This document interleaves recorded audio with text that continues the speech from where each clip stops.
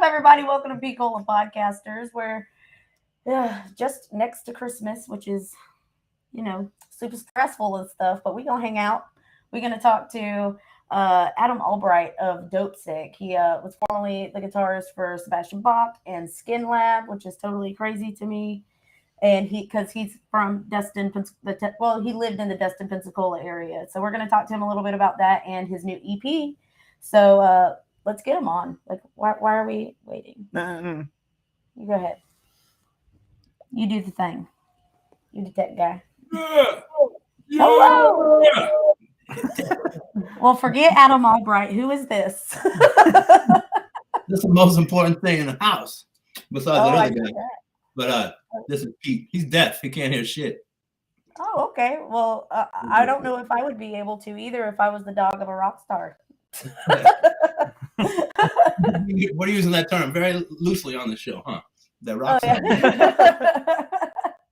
Yeah, for sure. But no, I'm just kidding. No, you've played with some awesome people. I've heard you've had quite the adventure throughout life. So I'm very curious to hear about your journey and maybe a little bit about your time here in the Destin, Pensacola area. Thank you for that nice words. Thanks for having me on the show. It's cool because I'm still tied to Destin. I mean, I got friends that are family. My best friends that I grew up with and shit are still there. So I still consider that home, but California's home now. Absolutely. So, well, tell me a little bit about the culture difference from somewhere like here compared to LA. How long do we have on this thing? As long as you want, to be honest. Cool. No, so I wanted to say some shit. I want to be nice and I want to talk and be honest on it because I do that. But thanks for helping me get on this thing first. I almost had a meltdown trying to get on the thing. But the cultural difference for me when I moved I was born in California. I was born in Long Beach. And I moved to Destin in 82, I think. So third grade for me. But when I moved there was one stoplight. There was no stoplight. There was no black people. There was no Mexican people. There was no Chinese people in my town, in my school. And I came from Los Angeles. I came from Long Beach. Right. I wore Vans in third grade. Everybody called me a faggot. And I cried and I threw my shoes away. And I was like, what the fuck's going on? But my dad had grown up there. So that's why we went back there. And it was crazy. It was totally weird. It's completely different there now. Like you guys have it now. It's nice. There's normal shit. People are normal. But back then, think about how long ago that was. It was just crazy. I came from such a diverse place to go to that. It was just like fucking culture shock out the ass, Right. So then growing up a little bit, like getting into high school and junior high and shit, when I went to my junior high, there was black people and China, everything was there. But think about the group of people we had to hang around with, the mentality. You were either a surfer, a jock, or a stoner. And I was all three. So I was friends with everybody, which was cool, but it was just hard. Like it was hard to play music. This is funny, but I remember the preppy girls that weren't nice to me in high school, but we were playing covers at this time. So one night we had a party. My drummer was friends with a lot of those people. All these fucking all the girls from school showed up at practice. And I was like, what the fuck? That next Monday, every girl in the fucking school talked to me. And I was like, but that's very shallow. But I mean, it was just weird like that. Those they weren't nice to me until they thought I was cool for doing something else. So it's weird. Even now, some people that I was not friends with in high school get a hold of me on Facebook or the social media shit. And, hey, man, what's up? And I'm like, I didn't fucking like your ass in high school. What the fuck am I talking to you now?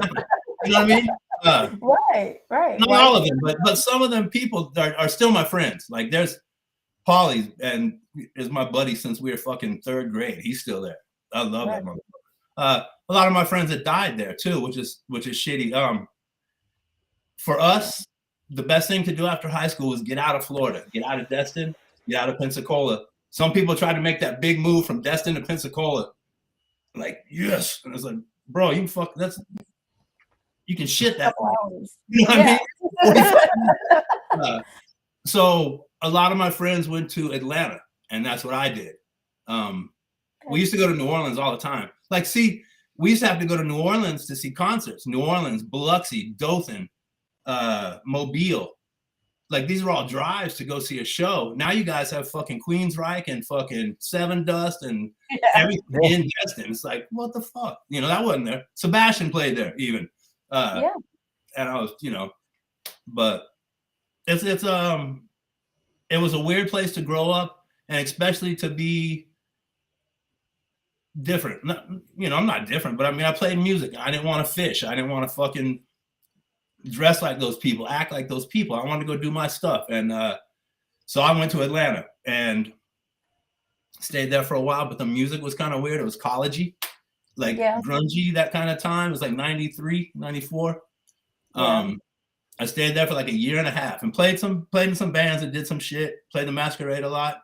But I went to San Francisco to visit somebody in the family somehow. And I was like, holy shit, I want to go there. Like, it was just fun. I remember going over this little hill and seeing San Francisco. It was like, whoa. So fucking we went, and like the first year I was there, I got in Skinlab. And it was just crazy because they were like everybody knew everybody. So I was like the redneck. So all of a sudden I got into the scene though really quick. Like, everybody in the Bay Area knew Skinlab. Everybody knew Steve. Everybody knew Mike, Paul, everybody. So all of a sudden, a lot of people knew who I was, and it was cool because I got lucky to do that. But there was two bands I was trying out for, and I didn't want to play with Skinlab. I didn't like it. It was too heavy. It was fucking. I was like, man, shit's heavy. I fucking, you know. But I learned so much from Skinlab. I learned so much from Steve and Mike, and Paul. But as far as tuning our instruments and shit, like in Florida, you played covers. And it was like, okay, you play covers. You know, it's like, I want to write songs. You know, I don't want to fucking play covers. Yeah. So you tune standard when you play covers. When I got to fucking Oakland, those motherfuckers tuned to C sharp. And it was like, tune. You know what I mean? So it was like, what the fuck? So the first practice, I learned like a couple songs, and I went home and I tuned my guitar back up and went to practice the next day. And they were like, what the fuck, dude? And I was like, oh yeah. So from Skinlab and those guys, I learned a lot about tone. I learned a lot about writing songs and just kind of like doing your shit, you know? Like, that's important to me. That's super important to me, is the craft of making a song. Not doing it on computer, not doing it in Pro Tools. And I use Pro Tools, but I mean, just still playing the shit, you know, playing the stuff. I grew up learning to play my guitar and playing with people. And I like that. I like creating, you know. I don't want to play no other shit. I just want to make music. And it sounds completely different whenever it comes to the tones, whenever you get something that's electronic versus something that's like, you know, a tube amp, or, you know, like there is a real difference. There's benefits to having stuff that's digital, or, you know what I'm saying? But it's just people utilize it too much now, and it's in my opinion, it's kind of gotten away from the creativeness that comes with playing guitar. What's up, Josh? Montana. Sorry. Yeah. Oh no, you're good. Man, everybody, thank y'all for watching. By the way, this is Jimmy Doolittle. What's up? Shit. Now I got to talk. We got time, so I'm gonna talk. Jimmy Doolittle. So I said that about Skinlab. When I was a kid in Destin, Jimmy Doolittle, Alan Toll, Mike Toll. If you're from Destin, you know these people. They used to play music though, and they were all older. They weren't old, but they were in their 20s. I worked with Jimmy and Alan at this restaurant, the Back Porch. I was like 13 or 14, and they were old enough to get drunk, so I would go to their house. And of course. I'm not thinking I drank at the start though. I'm not sure what happened, but I was in 8th grade, and I'd go watch them practice, and I'd fall asleep. You know, I was still little. I was, you know, fucking 8th grade, whatever.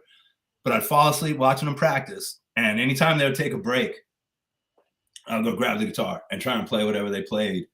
and stuff. So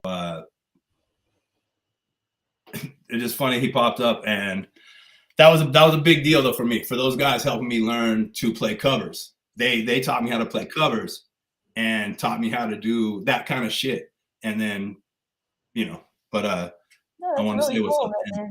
That they're tuning in, you know what I mean? That's kind of like a part of you history, you know? Yeah. Big time. I mean,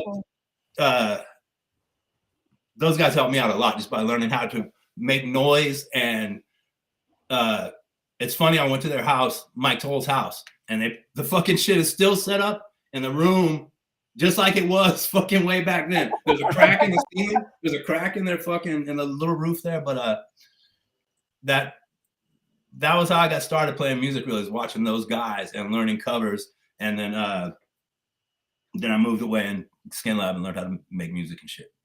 That is wild. Yeah. Well, I'm glad that they tuned in for this, because I need to quit looking at those people, so I start thinking about talking stories. Oh yeah, for sure. We like the stories. So I also saw that you did the Star Spangled Banner for the Giants, right? I did it for the Little Giants, but we can go ahead and say it was the Giants. Yes. Yeah, everybody needs to know it was the Little Giants. But either way, it was really cool that you got to do a stadium Star Spangled Banner. It was super cool. Man, I get emotional. No, it was super cool because Bumgarner, like, I love baseball, and Bumgarner was rehabbing, so he was pitching. And I was like, fucking holy shit. I saw him pull up in his truck. Like, he's redneck as fuck. He's from Georgia. He's from fucking Georgia. So that's all that matters. But so he pulled up and fucking people were scared of him kind of. And, I was like, I don't give a fuck. I'm playing, So fucking I'm pushing my shit right by where he's at. And I had a baseball. If I got a chance, I was going to get him to sign it. It's right there, actually. Yeah. So fucking he walked by and I was like, hey, man, my name's Adam. I'm playing Star Spangled Banner. We signed it. He was like, he looked at me, signed it, and went on. He's like, good luck. So when he came out, I told him good luck, and he kind of laughed. But all the security and all the people were like, dude, he never signs balls. He'll tell kids no. And wow. It was super fucking cool. I'm a Dodger fan, so I'm not supposed to like the Giants, but it was really cool. I didn't fuck up. I didn't make a mistake that time. I played it another time and I made a mistake, but I did a good job, and I was proud of myself. Oh yeah, but I heard it. I saw it on YouTube. So yeah, oh, really? I thought you did great as well. Yep, that's cool, how I found out about it. Terry Casterline, I actually heard that song "Ride the Night" with Jared of Head PE. How was that experience? I did a lot of cocaine. I know Jared. So when I toured in Skinlab, the first tour I ever did was with Head PE. We opened for Head PE and Stuck Mojo, and those guys were out of fucking control. Like, they had just got off tour with Motley Crue, and fucking, so they were fucking. I remember one time Jared saying, "All the Head PE N-words get to the front, everybody else get to the fucking back," and I was like, he can't do that. Can he do that?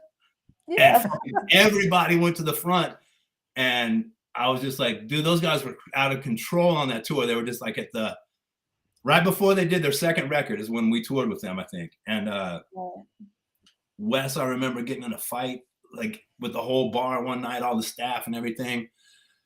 I was eating, and we were in a nice restaurant, and I was trying to be cool. I just got out of prison in Florida. I went to prison in Florida, but I just got out of prison like 2 weeks or 3 weeks before that, and I went on tour.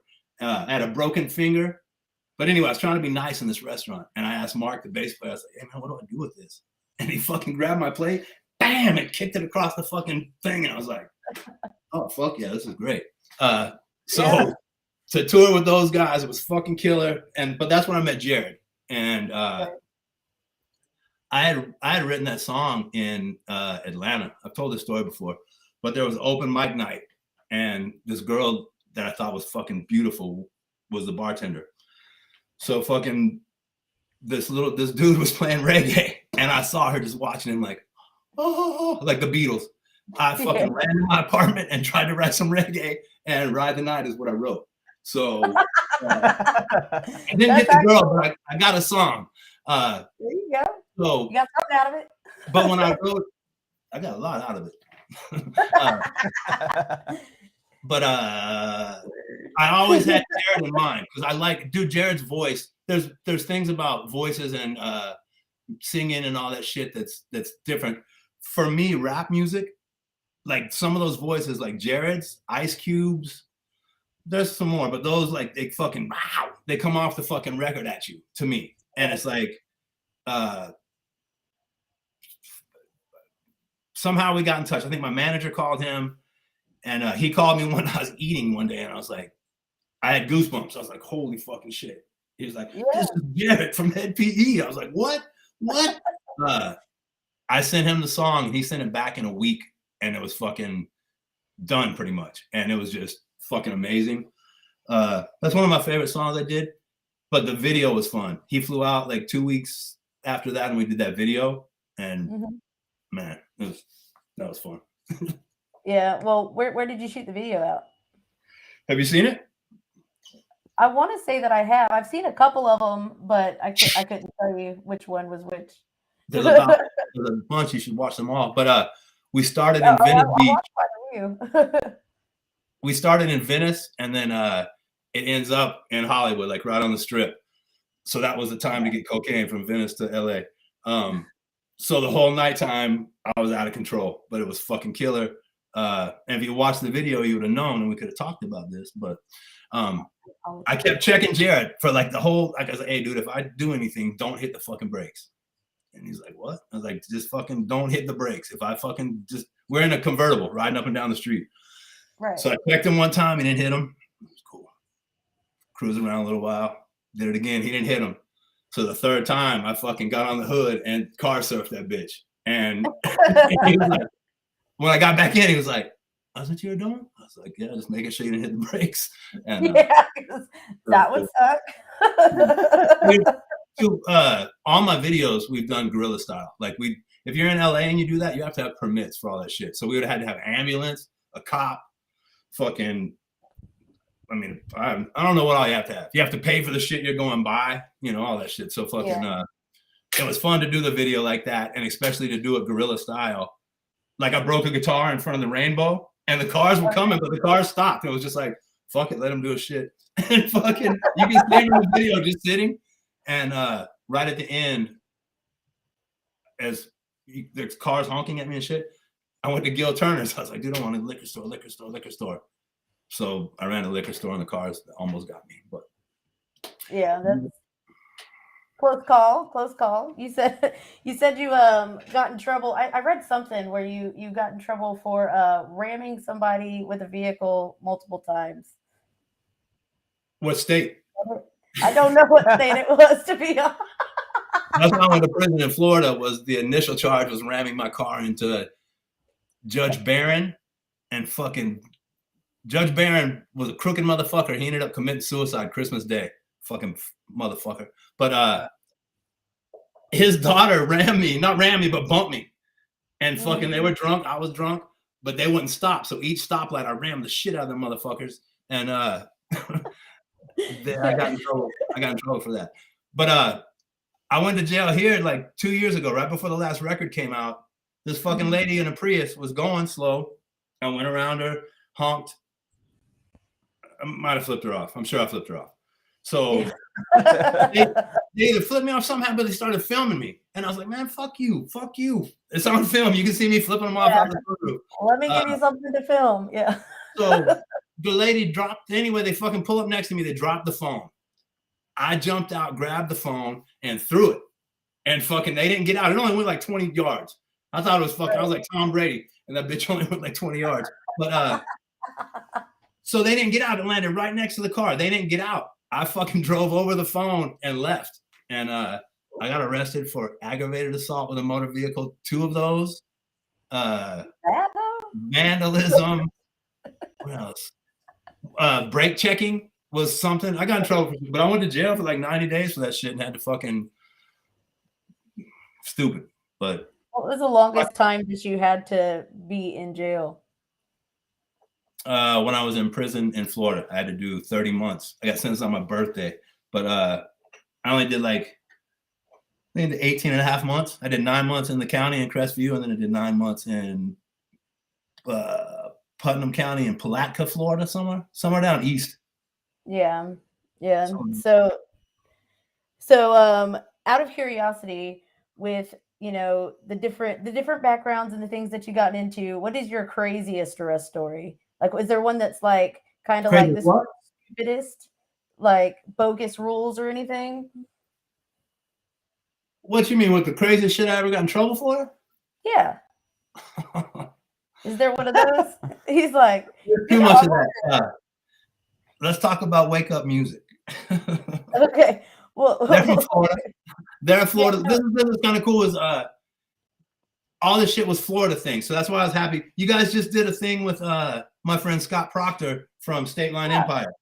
Yeah, He's singing backup vocals for Five Finger Death Punch right now, which is crazy because they're my friends from the Bay. So they just got a new song out today too. It's called Devour, I think. State Line Empire. We got to play it on the podcast.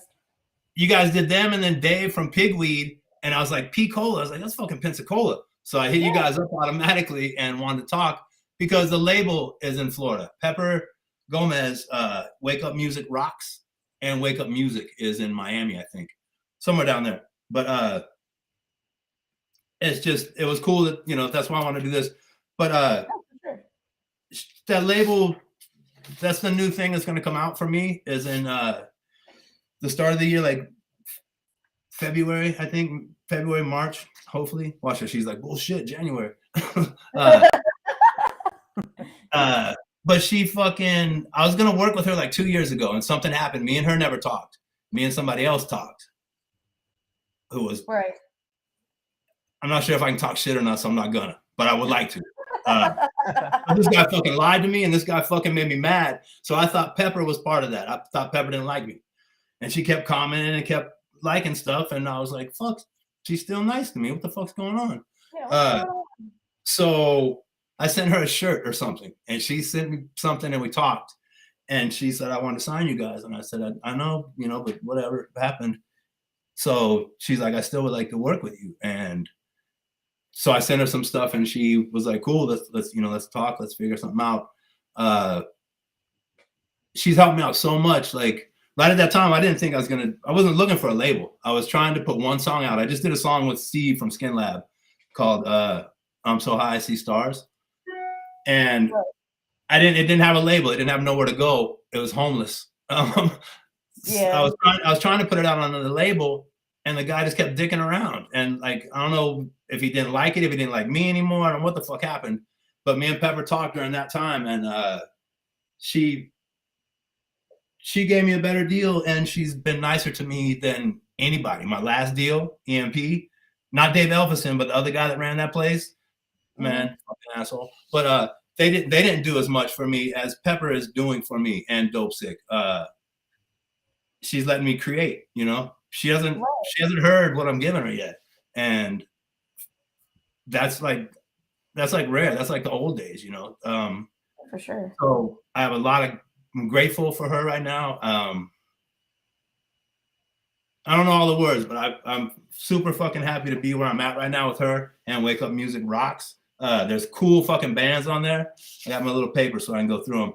Transient is on there. What's that? We love Transient. That's with Phil Brown. Cool. I don't know who they are. I mean, I don't know who the guy is, but the guy sings fucking killer. But they're on Wake Up Music Rocks and they're killing it right now. Cold Wars, which is the drummer of Saliva's band, I think. 7 with 3 V's. They're fucking badass. Awake at Last, Breathing Theory, The Hunger, Raw, R.A., the old band that's fucking good. Oh, yeah. I remember Raw. She's got a good roster of heavy music and music. I think Dopesick is different than all those bands. We don't sound like any of those bands, I don't think. But she also does other music. There's so much little things with Wake Up. There's the like she does house music, kind of. Like she herself does that. She's got a new song out. It's fucking cool.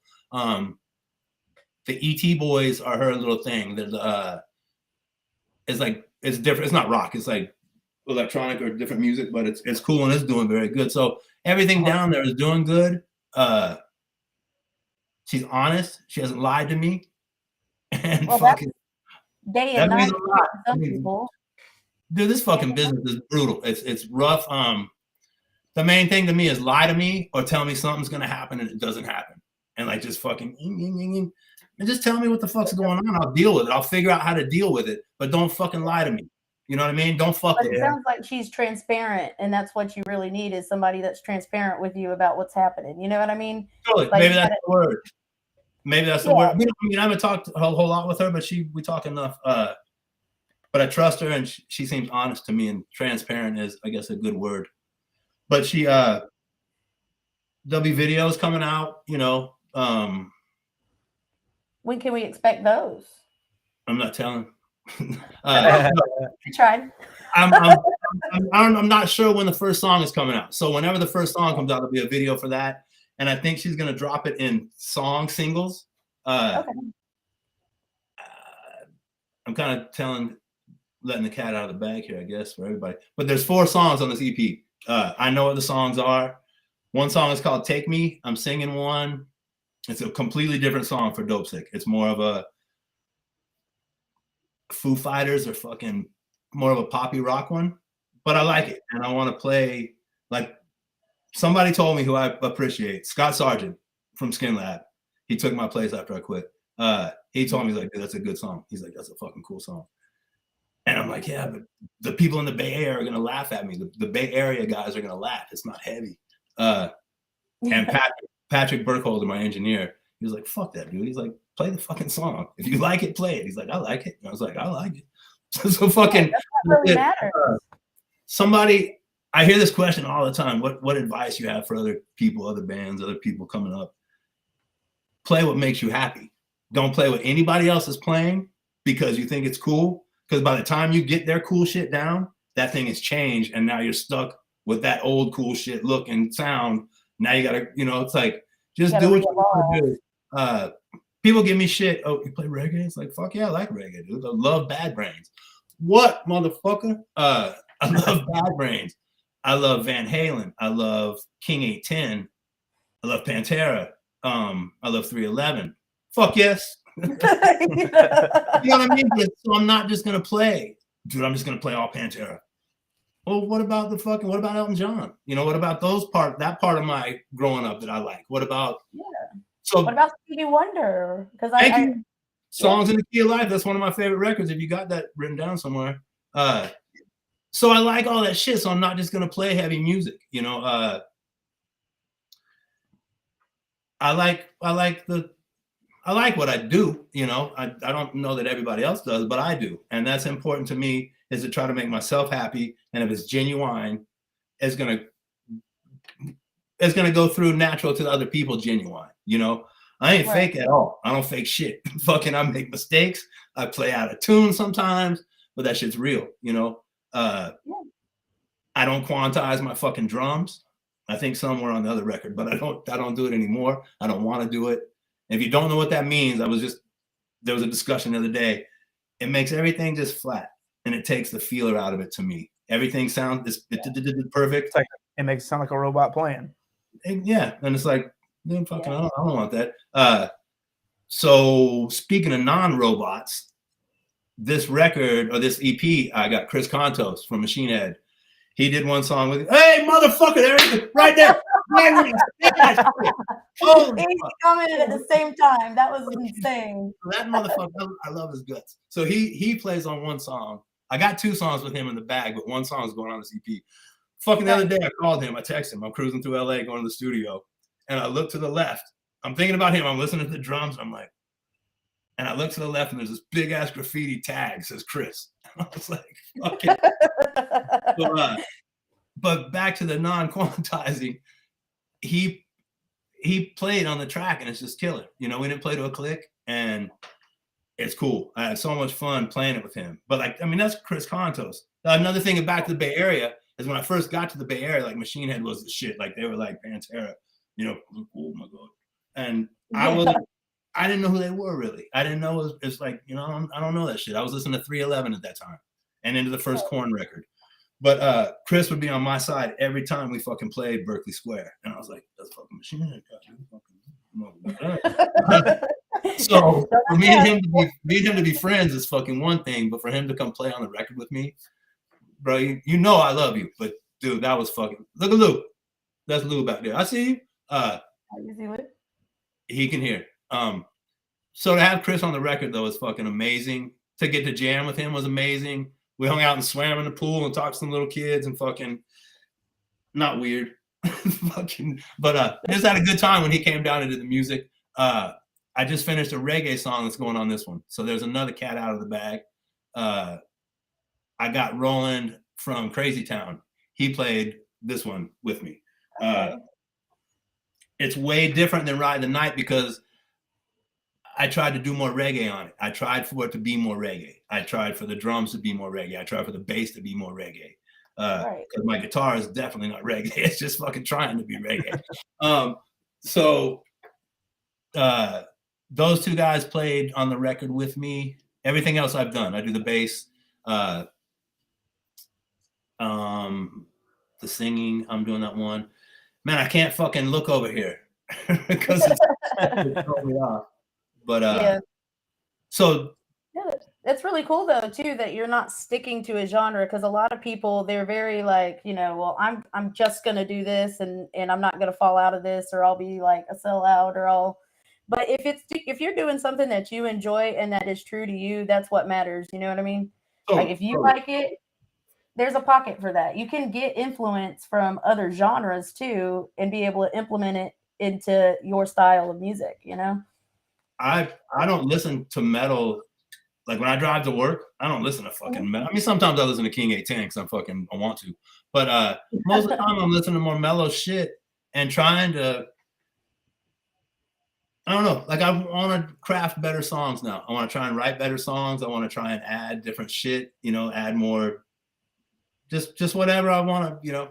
There's a xylophone on the song I did with, not a xylophone. Yeah, xylophone. The song I did with HR. I got to do a song with HR and I was fucking so like, oh my God, this is crazy. But I did a little xylophone and it was killer and he liked it. He was like, oh, it's bad. So, you know, do what you do in your heart and be pure to yourself. And then I think if it's true, other people will like it. Yep. Are you guys frozen? Yeah, you're frozen. You got it. Can you hear us now? Are you good?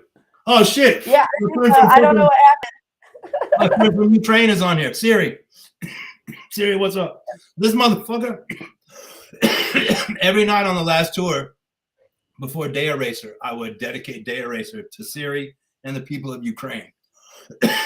Siri is my friend. Siri has supported me since EMP and since I started Dopesick this second time, or this last time when I got the EMP deal. But he's just normal like we are, building guitars, working, has kids in America, and they're bombing his fucking house next to him, bombing everywhere. That's and insane.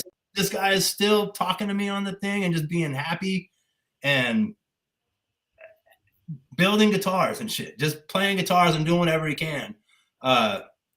You can learn a lot from somebody that has that, you know what I mean? I was just gonna say, you don't know how inspiring that is. So every night when I say that to him, I would tell the crowd, hey, this is for my friend in fucking Ukraine. And I'd see some people get it. And we're in, where the fuck were we? We're in Utah. And this fucking drunk from the first band was talking. And I said, hey, man, shut the fuck up. And fucking looked at me and I was like, man, shut the fuck up. I'm talking right now. But for me to have a friend like that, that's another about the music. It's international. This is the only international language. You know, it's like fucking, it's free. It's just, you got to fucking hear it. And it makes people happy. And that's my friend. And, you know, for him to like my music in another country is amazing. But for my music to transcend to another country and make somebody happy is cool. And that makes me happy.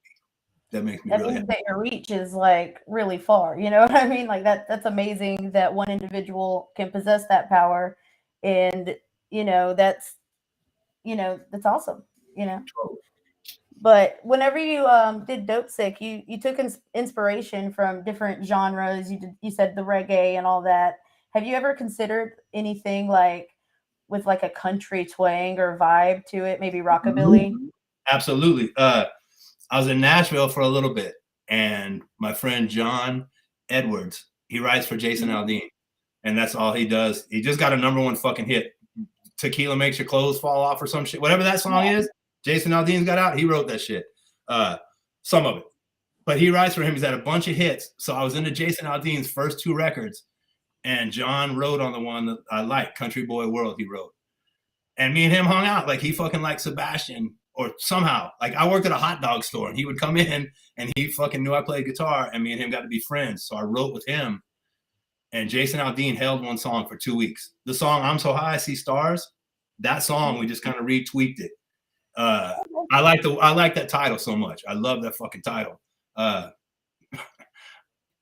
was in North Carolina, me and my bass player, waiting for our drummer to show up, and his name was Stars. I shouldn't even give him any fucking credit. But so we're doing cocaine for like fucking hours.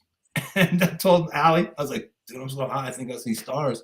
And it was the guy, but it wasn't him. It was somebody else. So that's where the title came from. And I thought it would look really cool on the back of a kid's shirt going to school somewhere. Yeah. So Pepper pointed out, why did you name it Dopesick? Wow. When I was in prison, my bunkie, the guy under me, was a junkie, and he was coming off drugs, and he kept saying these words like down freak, junkie, dope sick. He said all these words, and I was just like, dope sick is cool. I like that. And then when I got home, I was somewhere where I shouldn't have been. And these people said that word. They said dope sick. And I was like, I'm fucking doing it, dude. That's my fucking band. And it's almost like a sign, like, okay, well, I heard it again, you know? It came straight from the gutter into my fucking head. But I think it's a cool name. And at that time, like the word dope is still a word, and sick, those words are still, people use those words for things to describe. So to put them together was cool. It's got a meaning. It's got an image behind it. A lot of people told me I'll never do anything with the name. I'll never do anything. Steve Escobar told me that you'll never do anything with Dopesick. That's a horrible name. Yeah, but I don't think so. I don't There's a band called Goat Whore. You know what I mean? Or there's a band I think called the worst. You know? I mean, Contos could probably chime in some worse ones, but I mean, anal cunt. How the fuck are you gonna? Yeah. I mean, what are you trying to do with that? I guess just be the most disrespectful or tasteless you can see. But that fucking Jesus is a cunt shirt. That's amazing advertisement for Cradle of Filth. I mean, for that genre and their style, I could see I have one Dopesick shirt. I never like to put needles or any drug things in my art, just because it's kind of cliche with my stuff, and then also I don't like that. I don't like pushing that shit. But on the one shirt, I finally did it. I got Jesus on a cross with 2 syringes in his hands, and it says Dopesick carved in his chest. And I was in, I think, Arizona or New Mexico, in a McDonald's one morning early, like coming back from word playing, and this man said, "Hey, can I see your shirt?" And I was like, "Yeah." I showed it to him, and I could just see and I went peed. We had just got out of the van. Everybody got out of the van, so I went peed, and I got my food, and I came back, and I caught him at the drink machine. And I said, "Hey, man, but did you see the syringes?" And he was like, "Oh, why? And I was like, "Man," exactly for your expression. I was like, yeah. I was like, you're why? Still questioning it too. Yeah, like this. You're gonna talk about this shit later on in your day, and I'm gonna go eat my McDonald's and go to the next city and play music. But sometimes that crazy shit gets you attention, and whatever. Yeah, there's no bad press, right? No, I guess not. I mean, I guess there's true. It can be, but you know what I mean. Like, it's just, yeah. I guess it depends on who you ask. So I feel like we're just talking and having a good time, and that's okay. I'm got to make sure I do my business right. I did wake up stuff. I did stuff. You did the wake up stuff. I need to say all the socials on my social media shit. Absolutely. Facebook, we are Dopesick on Facebook. Dopesick Official on Instagram. Dopesick Official on YouTube. Dopesick on Spotify. 9mm Dopesick on TikTok. Dopesick1.com for that shit. I was gonna say some other shit. Kevin McKay in Fort Walton helps me a lot too. Like a lot of this Florida shit was signed together. He plays Dopesick every once in a while. Like if he can slide it in, he'll play one. He used the start of "I'm So High I See Stars" as a little sound bite or something. And I fucking said Kevin McKay or something. But I would like to give a shout out to him because he helps a lot. And to play any kind of metal or any kind of music like that in Destin is cool, you know, just to help just not play. Different. What's that? It's definitely different from whenever, you know, you were here, whenever you were first here. It's like day and night now. Well, I was there in 2013 and 14 too, and it had changed, but I was in such a bad spot mentally and emotionally and spiritually. I just came from Nashville, like horrible breakup shit. I had like fucking DUIs, multiples. So when I went to Florida, it was just kind of to like rebound and fucking just. So it was weird. I got in trouble. I got in trouble for fucking a gram of weed. So the whole time I was in Florida, I was in fucking trouble for weed. I still got shit in Florida I got to deal with. But that to me is crazy, you know, to like be in trouble for weed, like you're going to jail. Like I can drive down the store and get weed. But in Florida, I went to jail 5 years ago, you know, 6 years ago. So it's kind of mind blowing that they would take it that far, especially whenever weed itself isn't really, you know, an issue with society, I guess, you know? No, I mean, but for you guys to have the shows that you guys have now, I mean, it's a whole different place. It's normal now, you know. I mean, the other radio station too, 103.1, The Blaze, the guy that used to work on that, Matt, I went down there and he helped me do a record release for the first EP. Totally played the EP. It was super cool. And there was like, what's that big festival thing they had, like a Blaze show or something? It was out at the Seven Dust played. Blaze? No. You know what I'm talking? Blaze Fest. Blaze Fest. It was Blaze Fest. I said okay. That. Yeah. Okay. Yeah. I mean, there was a lot of bands. Like it was a little kind of festival, but to have that shit in Florida, like in Fort Walton and Destin area, Pensacola, like crazy. It's unheard of. Crazy. Yeah.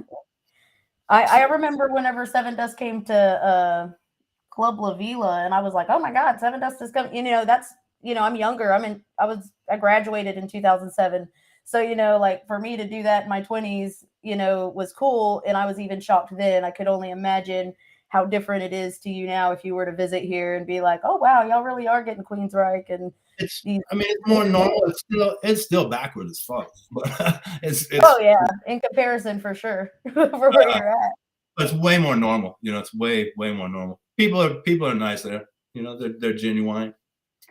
Yeah, well, that's important sometimes, you know. The South was that a big culture shock too? Was like people I've seen where like in the North, if you hold a door for somebody, they might even glare at you sometimes. Like, yeah, you know, and that's normal. I still do that shit. What's that called? Chivalry.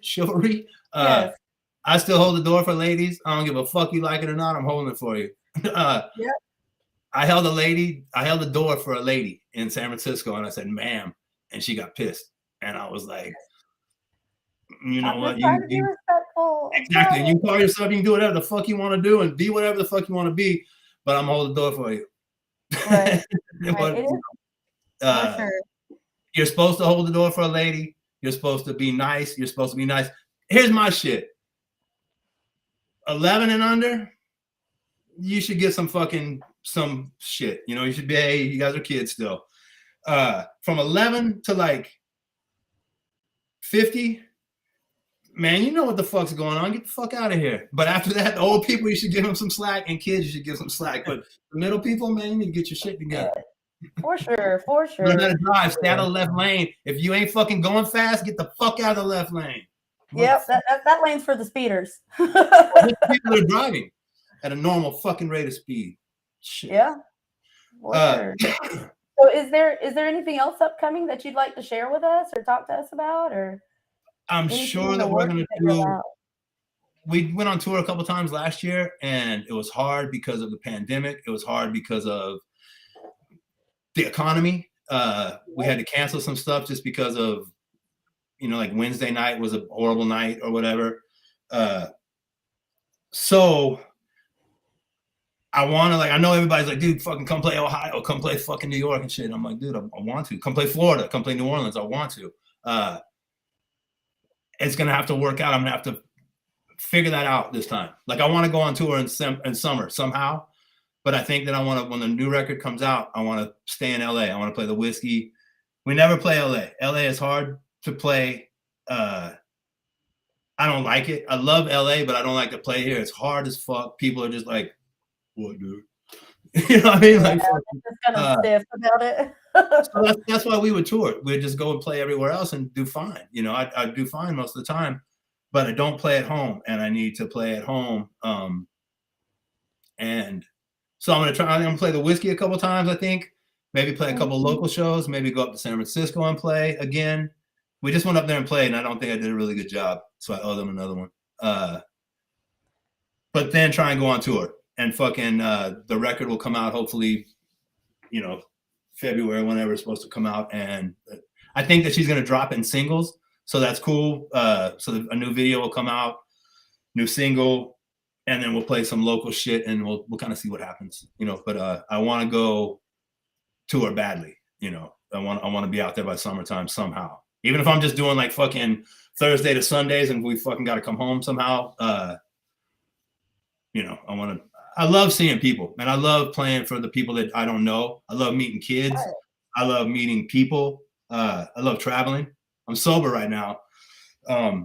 So I don't sleep all the time. I look around, I go see shit, and I like to travel more. I like to tour more right now.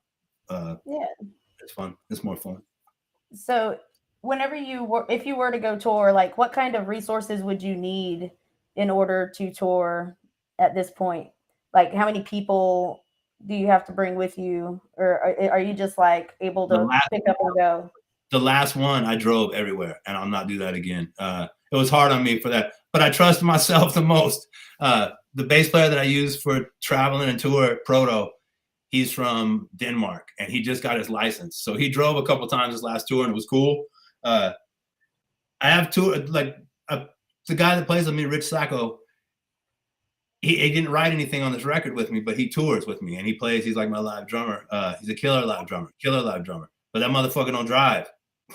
So I drove the whole fucking tour, and it's like I won't do that again. I can't do it again because I'm tired. You know what I mean?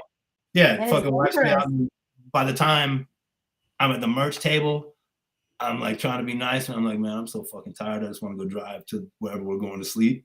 So hopefully my buddy Joe from fucking Utah comes, because he's fucking beautiful. This man's a beautiful fucking man. That's what Proto says. And super cool, and he doesn't drink too much, and he smokes pot, and he's a good guy. So hopefully he'll go with me the next tour and drive and help me. That was a plan last tour, but it got canceled, so it didn't get to go. But we just travel in a van, though. You know, we're not fucking big shit at all. We don't make a lot of money, but we want to play whenever we can. I want to play whenever I can and play wherever. I don't give a fuck where it's at. We were up to Montana a couple times last year, and it was super fun. Like, we played this place, Shelby, Montana. It was fucking 1 degrees. My mom called, and she's like, do you know it's going to be 4 degrees where you're at? And I was like, it's 1, Mom. Yeah. This is a Proto story, though, too. Fucking, I was sleeping. Like, it was snowy, but it was straight. So I was like, Proto, fucking drive. Cool. He's driving. I woke up, and I'm from California. Dude, there was fucking 12 feet of snow on both sides of this road. We drove from Seattle to Montana. That drive on the top of the fucking shit right by Canada. The road was frozen, like fucking ice road truckers. So I woke up and I was, Proto, don't hit the fucking brakes, but fucking stop this motherfucker. And I kept waiting for the trailer. In California, if you see ice, we gotta have chains and shit. You know, we don't use that shit. But the guy, we got to the bar, the guy's like, no, it's just fucking frozen road. We just drive on it. So, you know, crazy shit. But like going to little places like Montana, fucking Shelby, Montana, Great Falls, Montana, Pocatello, Idaho.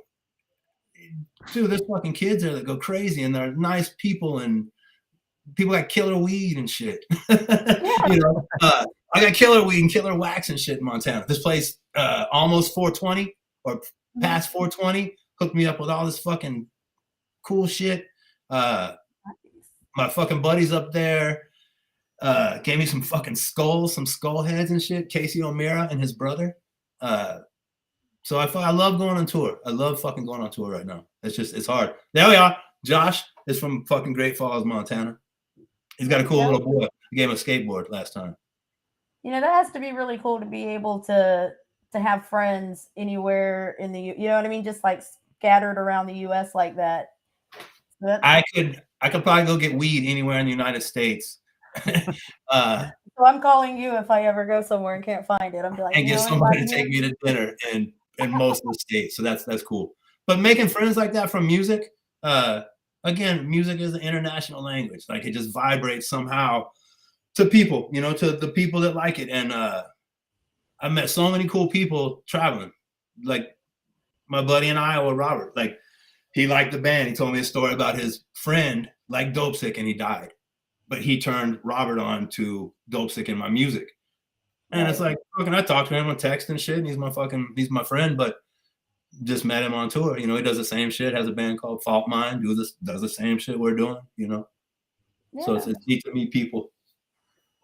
All right. Well, I really appreciate you joining us today. Is there anything else that you'd like to add? And before we get off, merch-wise, t-shirts, those types of things, where can we get that stuff at? On one of those social media things, like probably mine. If you can contact me, I can get you that stuff. I'm probably gonna get new shit at the start of the year. I don't have a lot of shit now. I got shit. So if you want merch, hit me up. But last thing I want to say, I wish you a Merry Christmas. I wish you a Merry Christmas. I wish you a Merry Christmas and a happy fucking New Year. Woo woo. That's right. And all the other holidays too, Festivus and Hanukkah and everything else. But just Merry Christmas to everybody. Be cool, man. Even if it's rough right now, be cool. Be light on yourself. Be light on others. Be happy for what you got. A lot of people don't have what you got even, man. So fucking just be happy for what you got and be nice to everybody right now. It's a hard time, so be nice to everybody right now. Smoke pot if you got it. Share your weed. Puff, puff, pass.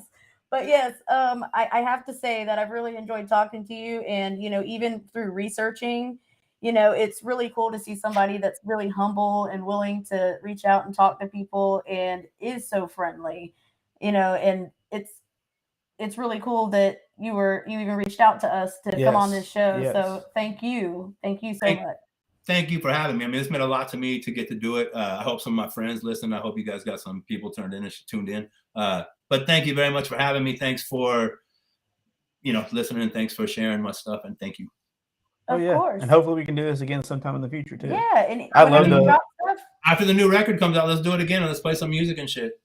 Heck yeah. We'll actually share out whenever you do drop that EP, the next EP or music video, anything like that. Send it to us and we'll share it on our page. So that way we can push it out. We'll help spread it. Share that Wake Up shit too. A lot of good stuff on Wake Up Music. You guys check that shit out. Yeah, I actually didn't realize I heard of a lot of those bands that are on Wake Up Music, and because a lot of them are in like the Mississippi area, and we know the guys at the Sound, you know, so it's really cool to see that that's all kind of tied into each other, you know. Rick Kilker. He was in my band when I was in Florida. He was Yeah, he was a little guy. He was the bass player. Okay. Yeah, he taught me a lot. He taught me fucking Aerosmith, and he taught me that I should play a Les Paul and a Marshall. So thank you, Rick Kilker.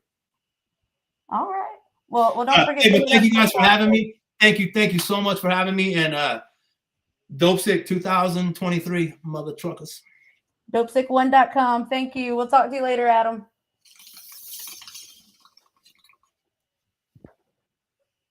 That was perfect. You did that perfect. Timing is everything. He's a great guy. He is. I was very impressed with how, you know, vibrant and energetic he was. I felt sorry because I didn't say that much this time, but I was mesmerized. His stories, his, you know, everything. Yeah. He's got one of those personalities. Yeah. Once he starts talking, you know, he's great he was great to listen to. He's a great storyteller. For sure. But we want to tell y'all that January 6th, Dead Devils is going to be at the Easygoing Gallery. We did want to tell y'all about that. It's Christmas, y'all. I also host Bingo Yoki, which is bingo and karaoke at Woodsy's Bar here in Pensacola. That's 5204 Mobile Highway if you're tuning in from Pensacola area. And we're giving away a bottle of Kentucky Buffalo Trace, a Buffalo Ho Ho Trace Kentucky bourbon. So come on out, get you some free drinks and some bar swag, because every round you win something like that. Yes. It's just a blackout round. And I do appreciate everybody that has been on commenting Yes. and everything. It was so cool seeing all those comments and seeing how all of us could interact with the comments. Yeah. I love that he had thank some y'all. people tune in that were, from his past that he was able to tell some stories. Yes, of exactly. too. So it worked out. I like it. We're also going to Yeah. upload this on Spotify. So if you're not able to tune in for the entire live thing or whatever, we're going to post that. And I got to say a big shout out to Chris Contos that's right here for being on time right when he mentioned his name. That's hilarious. So, spot on. All right, y'all. We're going to sign off from here. It's been fun. Be sure to like, comment, subscribe, do all that. Don't miss out. And spread the word. If you know anybody else, musician, anybody wise, let them know about us. Yeah, and we're always down to support local, so do that. Hit us up. We'll also share your flyer if you send it to us, Please do. All right, we're signing off. I'll let you do it. You're supposed to do it. I'll let you do it. What am I supposed to do? You're supposed to do the things. Oh, do the buttons and everything? Yeah, you're supposed to do the buttons. Okay, well, I'll do that then. All right, from Pensacola Podcasters, we're out. Bye.